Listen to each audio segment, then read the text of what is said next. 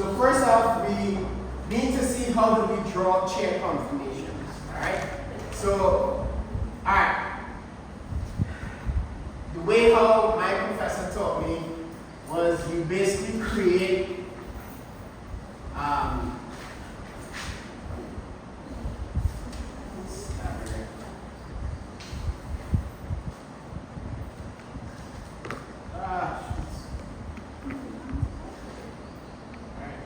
so you can add that's a second drawing. Alright. Easiest thing, parallel lines this way, dot up here, dot down here, boom, boom, boom, boom. Alright, everybody got that? Alright, let me do it again so we see it. Alright. Parallel lines like this. Alright. One on top of the other like this. On this side, put a dot over here, put a dot in the opposite corner, and just go ahead and connect them like that. Alright, so that's your chair. Alright? Now, when you draw your chair, they have the axial and equatorial. Axial and equatorial. Right? So axial are all the ones that come up and down from the chair. So my axial is one, so I have to do it up, down, up, right? Up, down, up. And then you come here, right? And then this is going to be the opposite. So up, down, up, down, up, down. Do you all see that? So it alternates. Alright, so make sure when you draw it. So first thing, draw the parallel lines, put the dots, draw the chair. Everybody got that so far, right? So up, down, up, right? So we good. Alright, so then from there, you have your equatorial lines. So your equatorial lines on the ends sort of come towards each other, like this. So it's sort of like continuing. You could think of it as a continuation of your angles, right? So this, if this is going down, equatorial goes that way. If this is going up, equatorial comes that way. Alright? Then on the ends, that's an easier one too. Down, up. Alright? Here is where it gets a little bit tricky. So for this one, you kind of go, kind of go like back, sort of like this. Alright, it's not really, it's a really bad direction. Alright, so you kind of put it back like this, and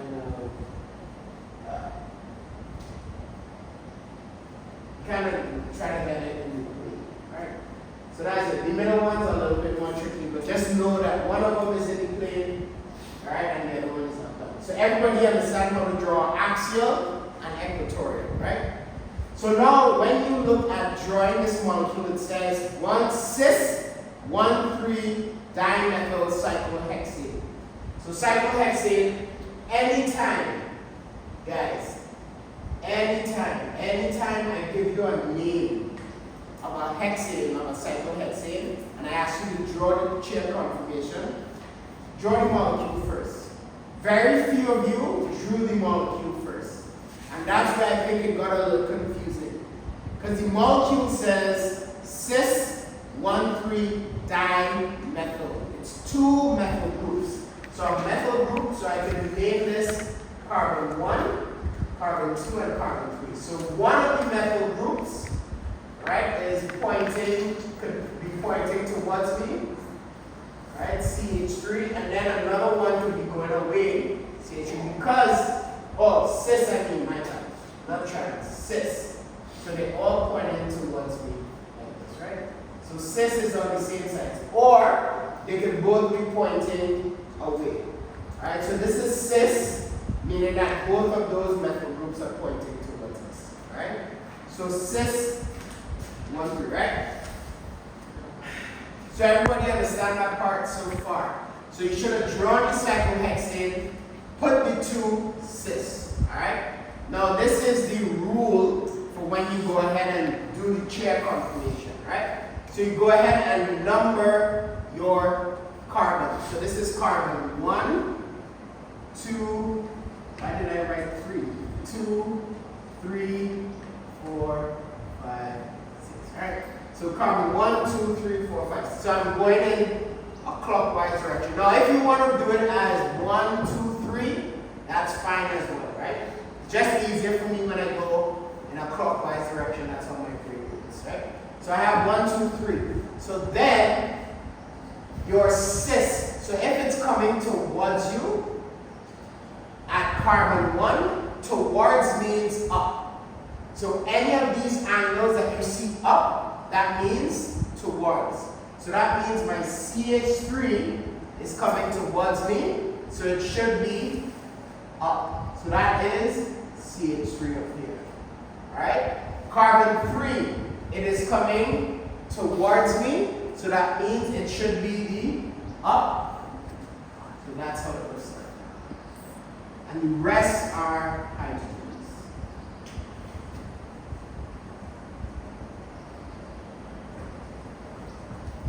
That's how you should have drawn your chair conformation.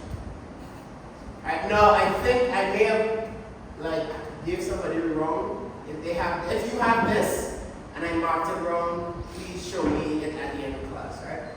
Alright, because I was grading it, I think I remember somebody had this. Alright, so this should have been your chair conformation for cis. Alright? Now, so alright, so that's it. So now to rotate it, to do the flip. So now I need to flip this chair, right? Now the way how we flip this chair is that we rotate it, right? So you're basically gonna pull this side down and put that side up. Alright, but you're sort of rotating it that way. So I'm gonna rotate it this way. Alright, so I'm gonna put this like this. So now this carbon 1 comes down here, right? And then I draw my parallel lines again. Ouch.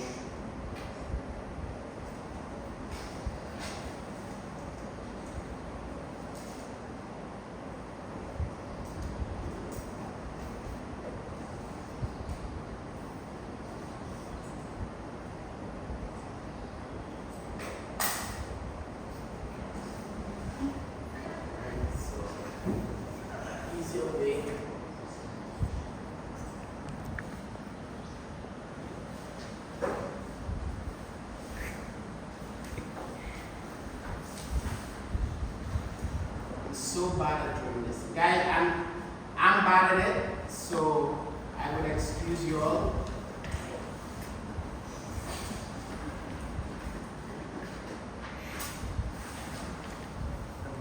Gosh, why can't I draw a straight parallel line? I had it right the first time. I can't do that.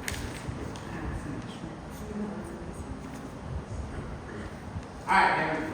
So I have it correct. So move carbon 1 down, right?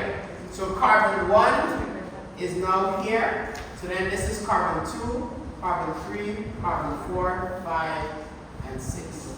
Alright, so look what I did, right? So I'm moving carbon 1 down, so that means all of these rotate that way. Alright, so I'm flipping the chair. So then again, this is like this. So this is up, down, up, pictorial, down, up, down. Alright. So on carbon 1, right? If I have coming towards me, it's always the stem that's up. So it's always the bond that is up. So between this one and this one, which one is up? The equatorial. So now our axial now becomes equatorial. Alright? And then on this one, this CH3 is on carbon 3. So now our axial CH3 now becomes equatorial. Because it's on the up stem. Right? If it was trans and this was like coming away, then it would be down. Alright? So with that, we have CH3, CH3. So now both of our methyl groups are in the plane. Alright, and then you have hydrogen, hydrogen, and so on. All right, so this should have been your two chair confirmations. Do you all understand how to do it? Is this easier? Would you all be able to do this? All right, you all can do this now. All right, does it make more sense? Like I said, like think of it like drawing this and then up, down kind of thing, right? And then put the rest. And then, like I said, numbering your carbons. So if I number it this way, 1, 2, 3, 4, 5, 6, when I flip this down, think of it, I'm flipping this down and flipping that up, right? So when I do that, carbon 1 now comes down here, and then I keep numbering again in the clockwise direction. 1, 2, 3, 4, 5, 6. Right? And that's how you do it. Right? Questions? Did not always start at the top? It doesn't matter. You could choose where you want to put one. Any of these could be one. But just, and you could choose to, alright. You can choose whether or not you want to, alright. So you can choose whether or not you want to keep it, if you want to number it clockwise or anti-clockwise, it's up to you. Right? But just make sure when you number it one way, you also number it the other way. I'll figure out what to do. This, I draw this one is more, this is easy. Is when I have to do the flip is like a crap show. Alright, this is so much better than that. But you all get the concept. Alright, so everybody know how to draw or check confirmations. Yes? So when you do the flip, is that just like moving like one down? Or Yes, so you're not thinking of it like, it's not rotating like this. So you're not rotating this 4 all the way over here, right? It's not flipping that way. It's flipping this way. Alright. So this is my like, say this is it, right? I'm basically flipping it over, right, like that. So it's like this, right? And I'm flipping it like this. Does that make sense? Right, so I'm flipping it. So it's not rotating this way. So it's not a rotating, it's a flip. So that's why the easiest thing that I remember to like draw it is just numbering the carbons. Numbering the carbons help you sort of keep track of where my groups were, right? So you basically take this point and move it down, and take that point and move it up. And that's it. Anything else? Other questions? Any other questions? No? Alright. So that should have been the.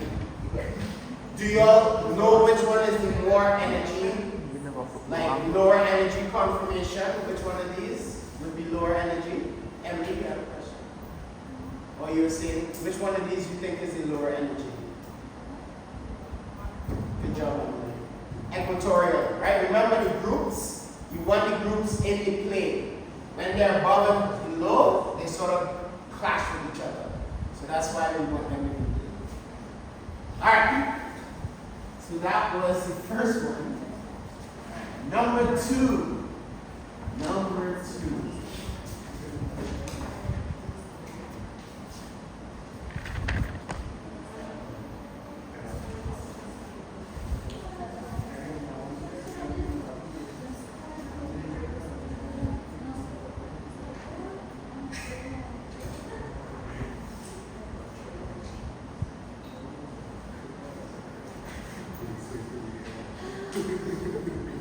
Vai, cara, não puda. Alright.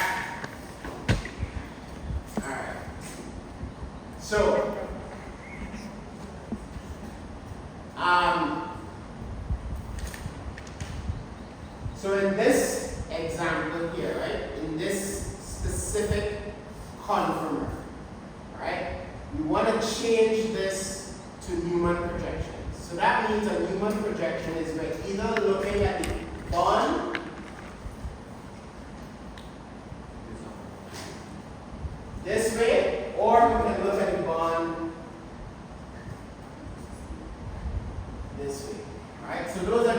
ways we can look at it. We can look at it going from left to right or from right to left.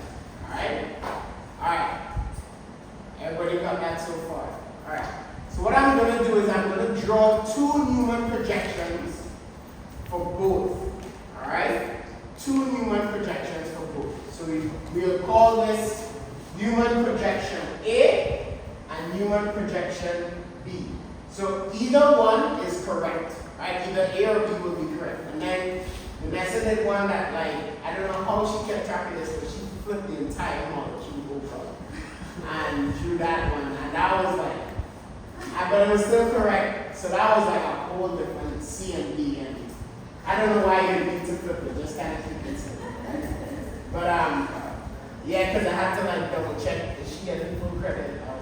But it was correct, so that was fine. Alright, so let's draw the two Newman projections. So from A, if we're looking at this going this direction, this is carbon. I'll call this carbon 1, carbon 2, right? Carbon 2 is the back carbon. So if I go and I'm looking at it in this direction, carbon 2 is my back carbon. So carbon 2 becomes my circle. So the circle is carbon 2. So for a Newman projection, the back carbon is my circle. So now looking at the back carbon, right? If the back carbon is my circle, what's attached to carbon 2 is a methyl group that is up. So what I do is I put the CH3 up, right? I don't put it inside the circle, I put it on the edge of the circle. Alright? That was the main thing. So you put it on the edge of the circle. Then the two hydrogens are on my left and my right. But let's figure out which one is left. So hydrogen that's coming towards me, right? If I turn this way, the hydrogen coming towards me will be on my right or my left. Wouldn't be right? Before you all answer, right? So I'm going to circle one of the hydrogens, right? So if I am looking at it this way, right? So I'm making this my back carbon. Think of me taking this and rotating it like this. So if I rotate it like that, is this carbon on my right or my left? This hydrogen on my right or my left? On the right. So the carbon coming towards me now becomes my right carbon. And then the carbon going away from me becomes my left. That is because, like I said, I'm taking it and making this my back carbon. So I'm taking this bond basically and then turning it towards me. Like that's what we're doing. That's a Newman projection. It's simply taking it on the board and moving it. Okay? So when I do that, this becomes my hydrogen on the right, that becomes my hydrogen on the left because I'm turning it this way. So then, now let's look at carbon 1, the front carbon. So the front carbon now becomes a dot. So the back carbon is a circle, the front carbon is the dot. Alright? So, first off, I always draw what's the line. So don't leave the dashes and wedges for last because those are my left and right. Right? So the line, what's on the line is a hydrogen. So because of that, I put my hydrogen down. Right? So my hydrogen, because it's the line, goes down. Right? Everybody following that so far, right? So then, does this CH3, is it on my left or my right? On my right. Right? So this CH3, when I turn it this way, now becomes my right. And this is my left. That is a Newman projection.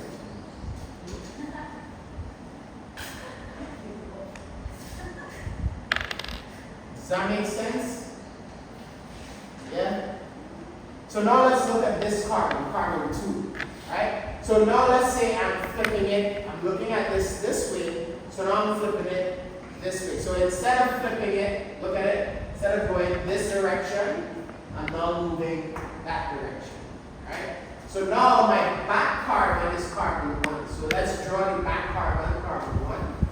And on the back carbon is a hydrogen pointing down. Now which side is my, if I'm flipping it now this way, what happens to the CH3? Is it on my left or right? On my left, right? So the CH3 is now on my left, and the hydrogen is now on my right. Right? So then let's look at this carbon, the carbon in front. Again, it's a dot. The CH3 is pointing up, so I just put that up like this. Right? Then this hydrogen, that circle, will that be on my left or my right? It's now going to be where? Left. And then the other hydrogen. Sorry. That's it.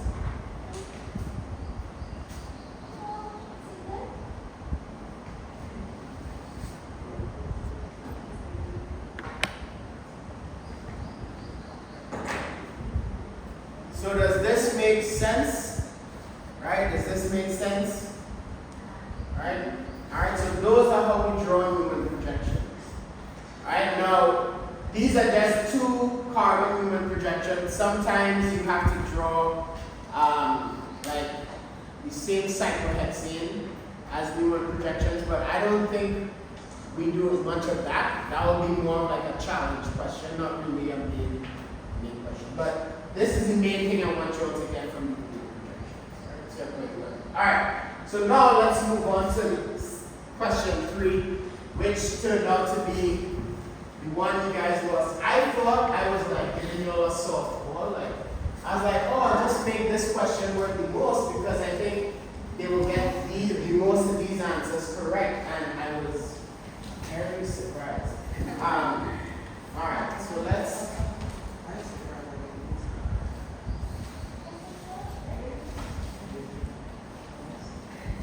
Alright, so this is pentanol, cyclopentanol, right? Cyclopentanol, oh, I forgot the, it's not cyclopentanol, this is cyclopentanoate. Alright, so it's an ester, right? It's a cyclic ester. It's an ester because it has the carbon double bond and the oxygen, right? I will name it so you all can remember it. So cyclopentanoate. So cyclopentanoate. Alright, I asked you all to look at 3 different atoms, and I asked you all to sort of tell me what is the sort of geometry and hybridization of these. Right? Alright, so let's look at this real quick. Alright? So we have basically 3 main options. We have 3 options for hybridization. sp, sp2, and sp3.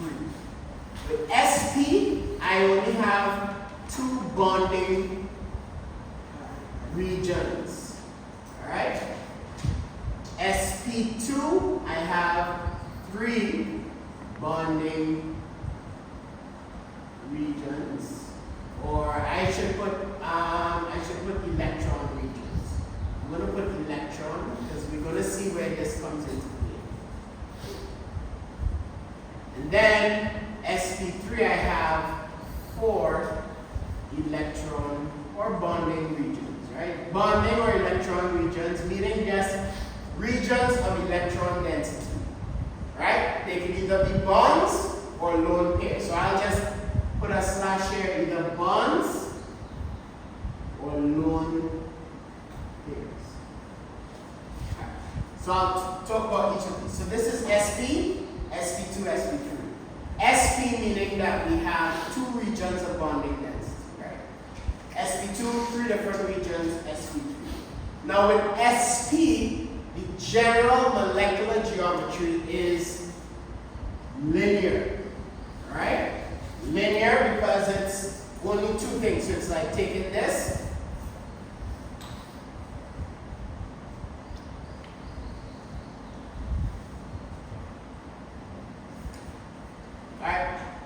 So it's like taking this and just having a line, right? So that's linear. It's only, this carbon is only bonded in two things, right?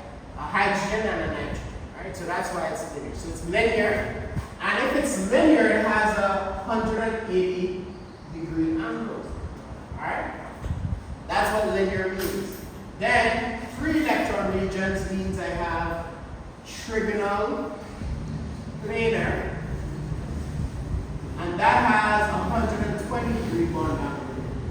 And then 4 electron regions means I have a tetrahedral. I can also have a bent shape, right? So I can have a tetrahedral or bent shape, or I could have a trigonal, pyramidal.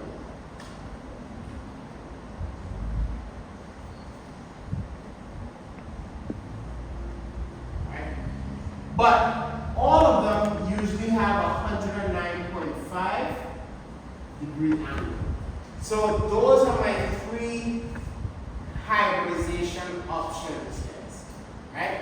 Now, the 4 electron, the sp3, has 3 different molecular geometries we can have, right? The reason being is that the sp3, depending on if it's bonds or lone pairs, changes the shape of my sort of tetrahedral, right? But it's still sp3. So we'll talk about that first. So let's look at A. This carbon, how many things are bonded to that carbon?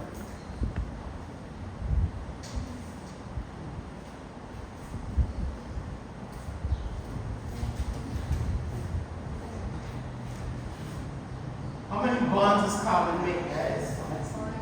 4. So if I only have 2 bonds here, what is that? What do we assume about the other 2 bonds? They are what? Hydrogens. That, we did that last semester, and you all did that in intro. Right? That is like fundamental. So because these have 2 hydrogens, we didn't draw them, but they are there. Because of that, what is the hybridization of this one? Of A? A should have been sp3, which means it's a tetrahedral with a 109.5 angle. That's what it was. Because it has 4 bonding. B. This carbon, how many things is it bonded to? 3. Do we have any missing hydrogens? No, because this carbon is making 1, 2, 3, 4 bonds. So it's bonded to 3 things, which means what's its hybridization? sp2, which is trigonal, planar, and 120. And we talked about what this hybridization means. sp3 means we have all of our s and p orbitals on carbon hybridized together, making only single bonds. sp2 means 1 of our s and 2 of our p's are hybridized, and the last p orbital is used for the double bond, pi bond. Right? So now let's look at C. This oxygen, how many bonding regions does it have? This was the most tricky one. How many bonding regions does oxygen have? 2 and what? 2 lone pairs. So we have actually 4 electron density regions. Oxygen has 2 sets of lone pairs. So that means we have 4 electron regions, which means that oxygen is an sp3. Now, if you wrote tetrahedral, that was fine, but it's really a bent shape, right? And generally, bent shapes, it's not 109.5, it's a little smaller than that, like 107.5, but I'll just put for our purposes 109.5. With a little asterisk, right? Showing that this It's just a little smaller than 190.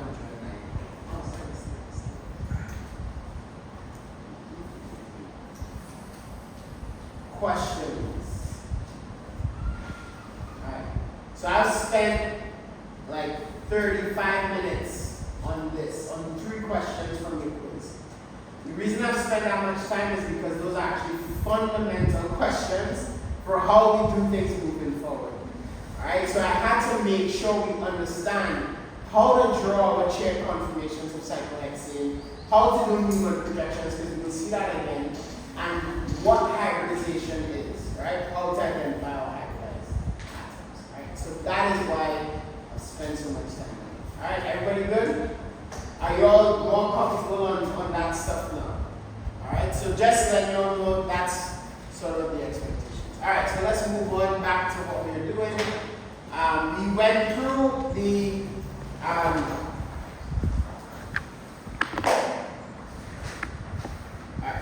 so I'm just going to talk briefly, finishing up our sort of radicals and the stability of our free radicals, right? So we have the different stability of the radicals. So tertiary radicals are more stable than the others, right? And last class, I remember I talked to you guys about if you use heat to make your radical or if you use light, right? And those are the differences, which one moves faster or so what is the more predicted product. But that also has to do with stability. So a radical is more stable if it has what we call bond density being donated to that carbon. So for example, those carbons, right, say like the secondary carbon. The secondary carbon are bonded to at least 2 other carbons. Now those could be oxygens or so forth, but it should be carbons, right? So since 2 carbons are bonded to that, the carbon-carbon bond actually donates a little bit of electron density to that radical carbon to stabilize it, right? Now why does that carbon need stabilizing? Why does that radical carbon need stabilizing? Why? Huh? Because what? So, alright, so the main thing, what's wrong about a radical? Why is a radical so reactive? What do electrons want to do? Pair up. That's the main thing, right? So, electrons want to pair up, right? They do not like to exist by themselves. They are like human beings, need to be in pairs, right? Some prefer tries, but whatever, pairs, right? So we like to be in pairs just like electrons. Electrons hate being by themselves. So we want to be in a pair. So because that's a single electron, the other electrons from the bonds that the carbon is making with it sort of give it support to keep that electron stable enough to then react and pair up. Now when it pairs up, it's going to pair up with another single electron and form a bond. Alright, so that is really what it is. So you don't want the more support, the more electron density that radical is getting fed from those carbons, make it more stable. Right? Make it more stable. The more stable the carbon is, the less reactive it is. Right? The less reactive. So, it's a bad example, but it's probably the easiest way to explain it. If you're like a single young person, right? And you have sort of a home where you don't have a lot of support, you're a lot more likely, at least statistically shown, to go find somebody to like pair up with, right? But if you have a lot of home, a lot of support in your home, a lot of things in your home and so forth, it's less likely for that person to feel like they need to go get now they still want a partner, they still want a boyfriend or girlfriend, but because of a lot of family support, that support helps stabilize the home and that electron, that human won't want to pair up as fast. Does that make sense? I know that's like a bad example, but it's like the most like applicable thing that I can think of, right? So that's what a radical is. So the more carbons that are bonded to that carbon, the more support that carbon has, the more support that electron has. It's a single electron. It's single, not glued up. So because it's single, it wants to form a bond, but it's less likely to form a bond if it has that support. Now it's still reactive, right? I have a teenage daughter, she wants a boyfriend, whatever, right? But she may not be as reactive to go find a boyfriend if our home wasn't as stable as it is, right? So she's okay being single forever. So that's why I'm saying electrons, radicals are more reactive. Like for example, that methyl group, if it's just a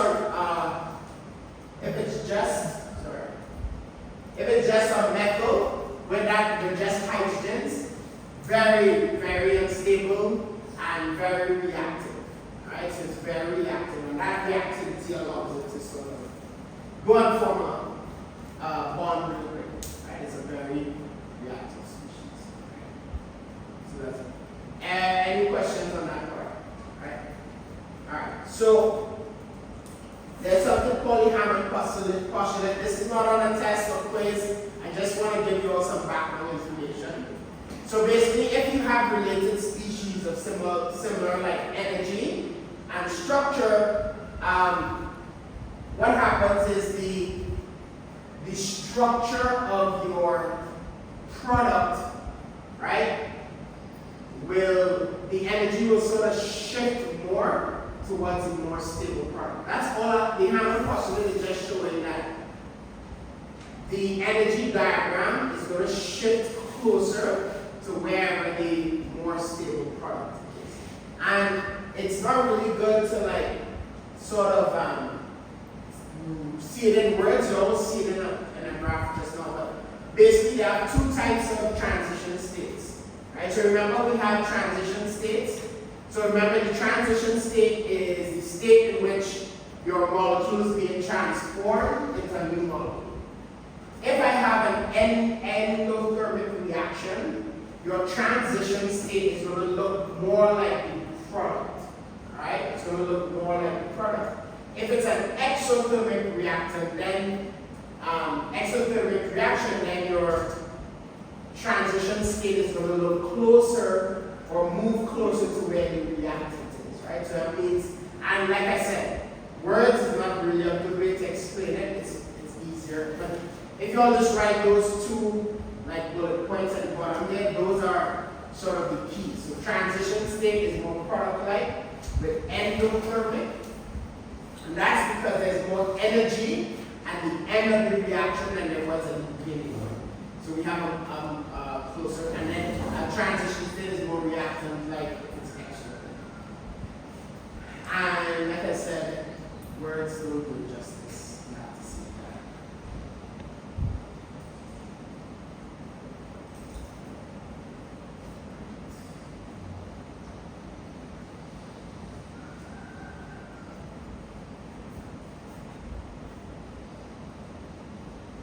And this is going to help us determine what type of substitution we have. Alright, so this is a setup. Alright, so let's look at two different substitutions. So this is substitution with bromine versus chlorine. It's the same mechanism, but two different types of energy. Right? And blank all the numbers, right? So you all see all the numbers and things like that. What do you notice about the two graphs? What do you notice about the humps on those two graphs? Where are they? Right, one is on the top, one is on the right, one is on the left, right? And it's closer to what? Where there's more what? The hump is closer to where there's more energy, right? So if I look at these two graphs, I have one graph that looks like a hump like this, and I have another graph that looks like this.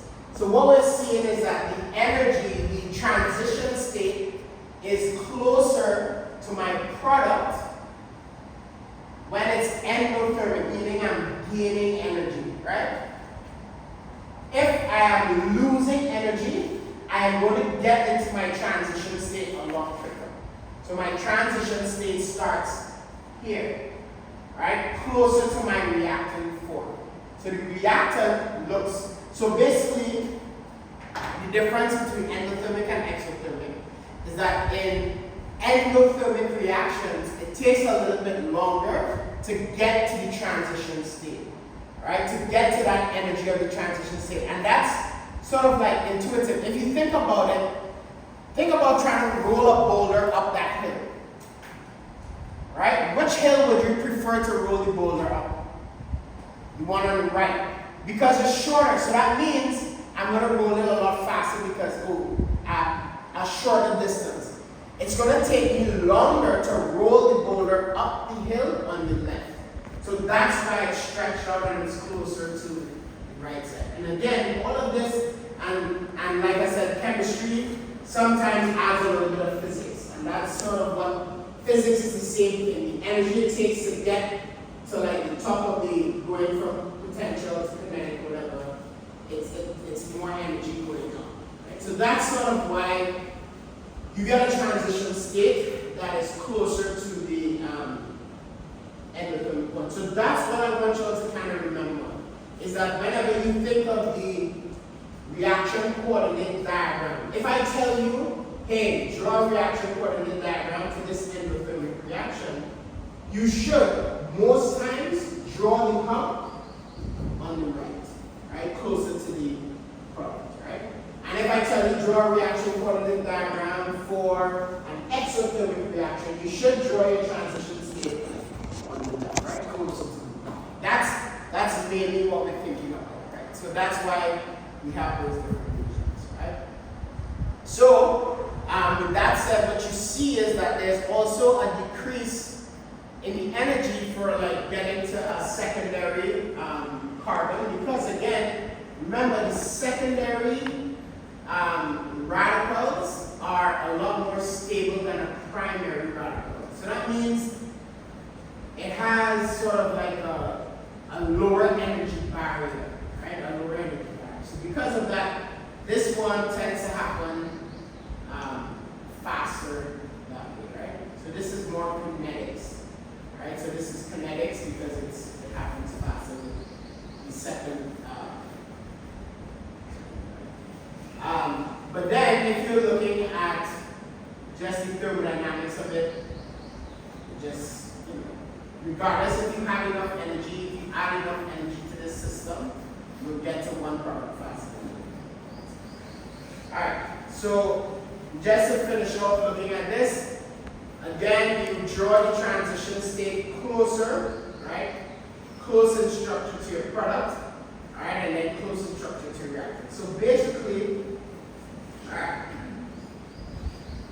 so I'll sort of draw what I'm talking about.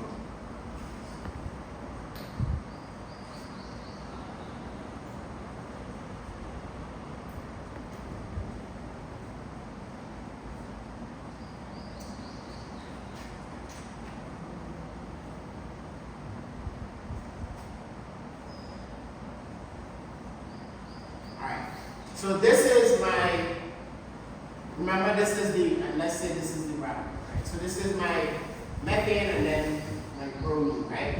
So these are the reactants, and then my products are going to be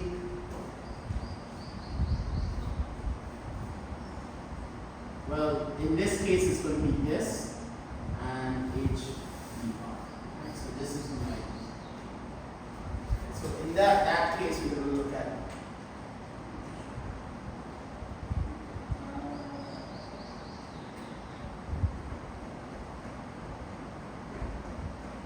right, so my product I'm making a radical, right? So this is the first sort of step. So what happens is, if it's an endothermic reaction, my transition state would basically look, so it means my hydrogen is further away from where the carbon is and closer to making a new bond with bromine as my transition state. So that's what it's showing. It's showing that the hydrogen, look how far away the hydrogen is from the carbon. Meaning that this bond is closer to being completed. So I draw my transition state that way. Now when I have an exothermic reaction like the first one, so if I have chlorine like this, right? My transition state is going to look where the hydrogen has not moved as close to making the HCl. Right? Those are the differences. So in this case, my hydrogen almost gone. Right? In this case, the hydrogen has barely started to pull away from my the methane carbon. Right? So that's all it's saying. The transition state, it's the same transition state. It's still the same. Some bond is being made, some bond is being broken. So this bond is being broken, and this bond is being made. So we have a bond being broken and a bond being made. Alright? So what we're saying for this transition state, right? The bond is quicker, is almost being made, right? And almost completely broken. Right? In this part, the bond is just starting to break and still a ways from forming. Alright? So that's basically the difference. But it's still the same thing happening. One is being broken, one is being formed. And that's all we're trying to say. Like I said, this is more for you guys just to recognize what the reaction coordinate diagram should look like. Alright, any questions on that part? Alright, so now let's actually do some general mechanisms. So this is pretty straightforward, guys. So if I have a nucleophile, right, on a nucleophile, we'll talk about what different types of nucleophiles we can have. If I have a nucleophile and this is a substitution reaction, this is a substitution reaction of a halogen alkane or haloalkane because I have this halogen. Anytime you see X, it's a halogen. So what we're doing is we're going to replace the nucleophile with, replace the halogen with the nucleophile. And that's basically what we do. General mechanism, guys, sort of very straightforward in that sense, right? And based on the nucleophile, will determine what type of mechanism we have. So that's what we'll talk about next week. Next week we'll talk about the types of mechanisms to go from product to reactants. Okay.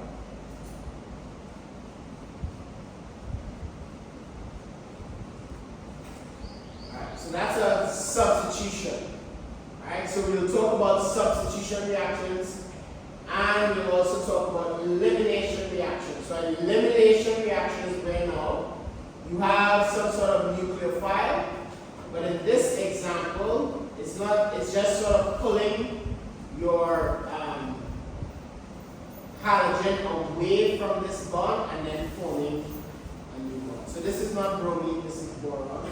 Alright, so basically halogen still leaves, but instead of doing a substitution where this boron is on this carbon, you form a double bond.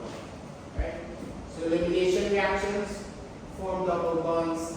It's also something called dehydrohalogenation. Right? And like I said, we will review this again next. Right, any questions so far? So,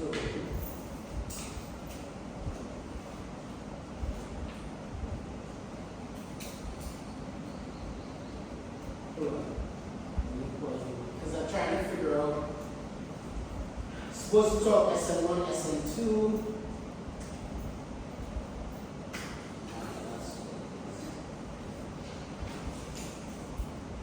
Trying to put my pausing here.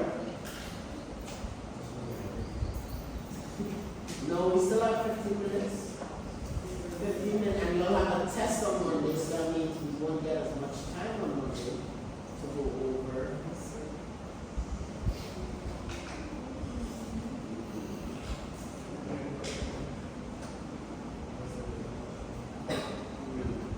Alright, so we have 15 minutes. Alright, so that was the end 7 because we only have 15 minutes left. So this is the objectives for week 7. Alright, and we're going to be basically looking at identifying electrophiles and nucleophiles, and then looking at substitution reactions, right? So what I could, instead of us going into N1, SN1, SN2, sorry.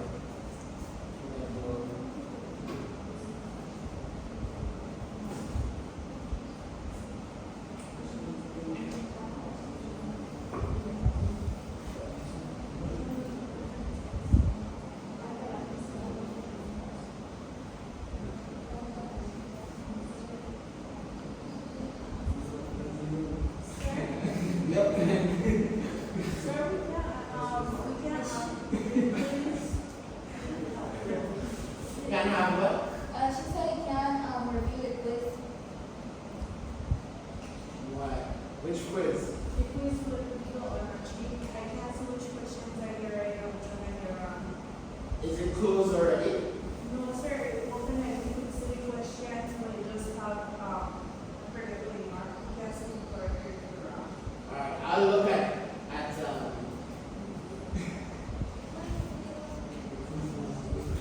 I'll look at those.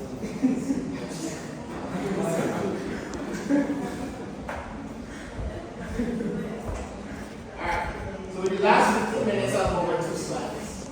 Alright, so just what a nucleophile and an electrophile is, so that we know the difference.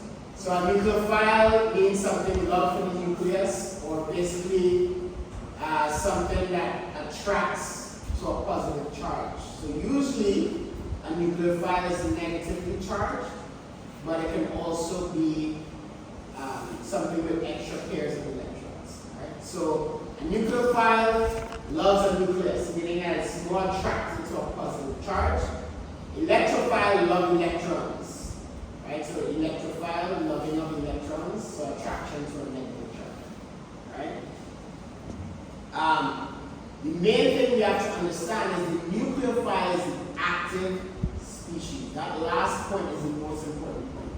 Whenever we draw a nucleophile going into an electrophile, it's an active species.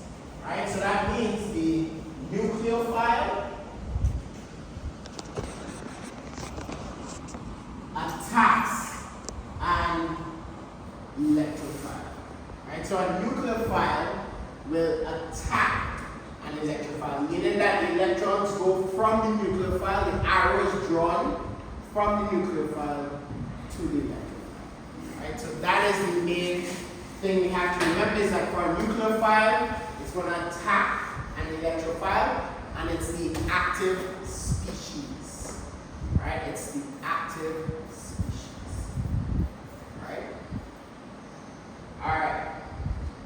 So, just a review on electron deficient sites and electron rich sites. So if it's an electron deficient site, it means that it's susceptible to attack from a nucleophile. So all of these are examples of electron deficient sites. So this is where there's a difference in bond electronegativity between this carbon and that halogen. Here, we are actually just missing electrons here. So this is like a positive charge. So it's very susceptible for nucleophilic attack. Here we have sort of this resonance structure, right, that's causing this to have a positive charge as well. Right? So you have partially positive because of difference in electronegativity, a straight up positive charge because it's missing electrons, and then in this case a resonance structure that can be drawn to have a positive charge. Right? So those are the 3 places nucleophiles attack. They attack either partially positive because of difference in electronegativity, a straight up positive charge, or something where its resonance structure has a positive charge. Right? Electron-rich sites are places where we have, again, a difference in electronegativity, right? That's one way we have an electron-rich site, where it's more electronegative towards this atom than that. you can straight up have a negative charge. So this has 2 electrons here that's going to attack something, right? You can have the existence of an alkene, a double bond, a pi bond that has electrons to go ahead and attack something. And then the other thing is that we have just a negative charge, like electrons is free to attack. So those are my electron rich. So these down here at the bottom, these are examples of nucleophiles, and these are examples of electrophiles. Alright, so you have nucleophiles down at the bottom, electrophiles. Alright, everybody understand that part? Alright, so now let's look at the mechanism real quick. Wait, I'm stopping. Do you all understand that part? You all like ready to leave? Like, let's. You all got it? Alright, if you all got it, let's look at it. Alright, so these are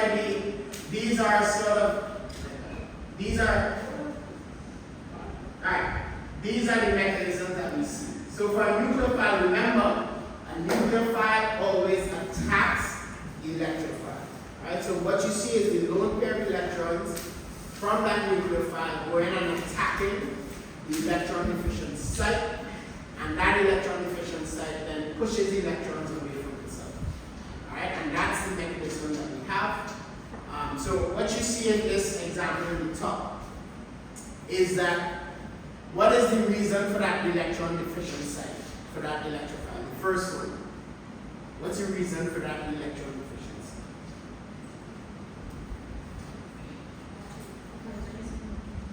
No, hydrogen. Difference in electronegativity.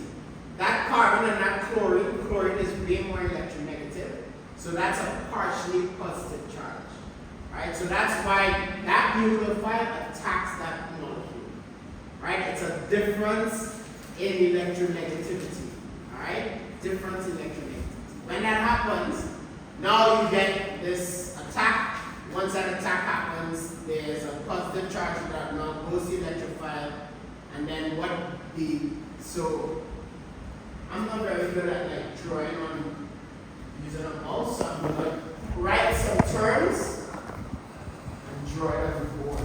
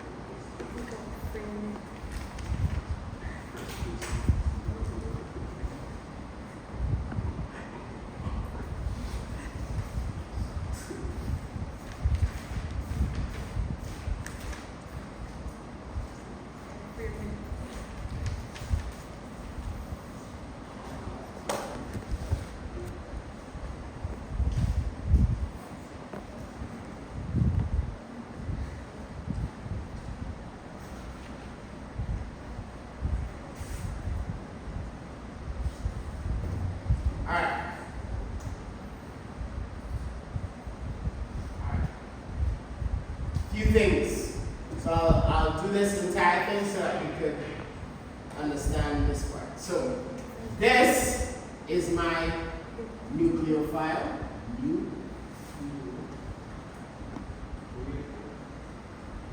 Right? This is my electrophile. Now, it's an electrophile because there's a difference in electronegativity.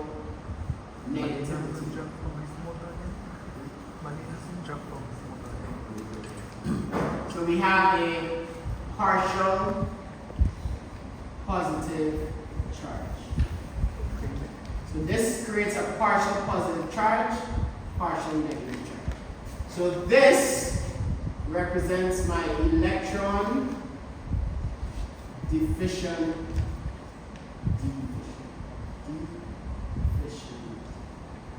site.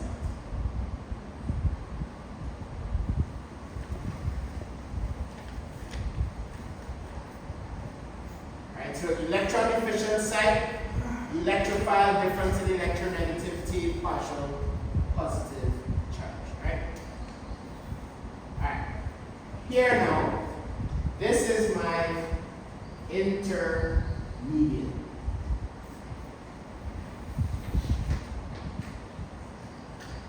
Alright, so this is what we call the intermediate. Right? It's not a transition state, it's an intermediate. It's a molecule in intermediate. Notice that at each step, I have the same overall charge. So the overall charge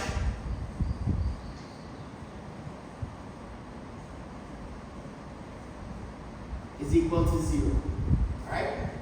Here, for this step, the overall charge is equal to what? What's the overall charge equal to here? Between these two molecules, what's the overall charge? 0. It's still 0. Notice positive and negative overall charge 0. Here, both neutral overall charge 0. This is just a partial positive, partial negative. So this is an overall charge of 0. This is an overall charge of 0. Right? So overall charge. So this is my intermediate. Now I have my intermediate complex here. This now becomes my nucleophile, and this becomes my electrophile.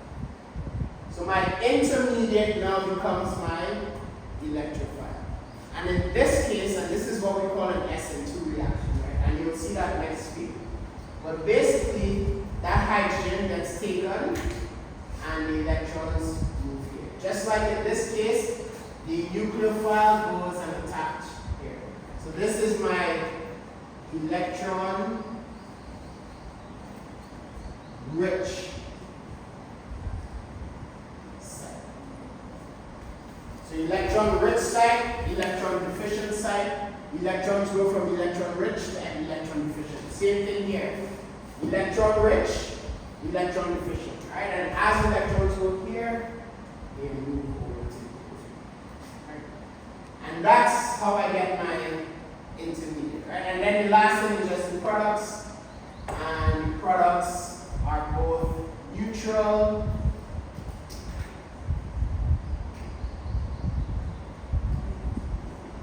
plus HCl. Right? So those are my products. And again, the overall charge is 0. Right? So please keep in mind that you have to identify nucleophile, electrophile, electron rich, electron deficient, and then the overall charge to make sure it's 0. Right? So when you come back next week, Wednesday, when we teach, when we have lecture again, next week Wednesday, I will start again with this to review. Right? This is the second example, is a different sort of electrophile. So I'll come back and review this, and then we'll move into SN1, SN2. Alright, questions? Alright, so please make sure your certificate test